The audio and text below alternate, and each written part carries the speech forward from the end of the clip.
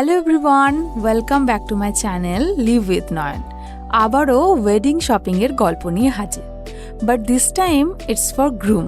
অনেক তো হলো ব্রাইডের শপিং, প্রায় লাস্ট 3-4 মাস ধরে শাড়ি শপিং শেষ করার পর এবার টাইম এসেছে বরকে একটু অ্যাটেনশন দেওয়ার। এতদিন সে আমাদেরকে শুধু নিয়েই গেছে আর ওয়েট করেছে, এবার নিজের জন্য। আর এবারও হোমওয়ার্ক করে কখন কোন পাঞ্জাবিটা পরা হবে সেটা আমরা ঠিক করে নিয়েছিলাম।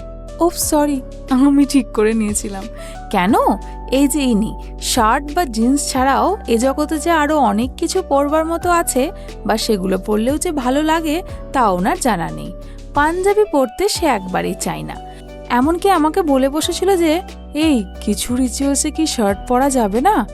বাট তোমরাই বলো, বাঙালি বিয়ে আর ইনি হচ্ছেন বর, পাঞ্জাবি না পরলে কি মানায়? অবশেষে বউয়ের কথা রাখতে এত পাঞ্জাবি কেনা। আজ কিন্তু বুঝতেই পারছো যে মেন ড্রেস মানে রিসেপশনের শেরওয়ানি কিনতে আমরা এসেছি। মানিষে এত ভালো কালেকশন যে তুমি যেটাতেই চোখ দেবে সেটাই পছন্দ হয়ে যাবে। ওর সাদা কালারটা ফেভারিট, ওর পছন্দ শুধু সাদাতে গিয়েই আটকায়, ঠিক যেমন আমার রেডে। ও পছন্দ করতে কিন্তু একদমই টাইম নেয় না, তাই তাড়াতাড়ি আমাদের হয়ে গেল নেওয়া। দাদাটা বেশ সুন্দর করে গুছিয়ে পরিয়ে একদম রয়্যাল লুক এনে দিয়েছিল। এটা কেনার পর আবার সেই জিসিদালালে গিয়ে বাকি পাঞ্জাবিগুলো কিনে নেওয়া হয়েছিল অন্যদিন। ব্যাস, এখন এতটাই থাকুক।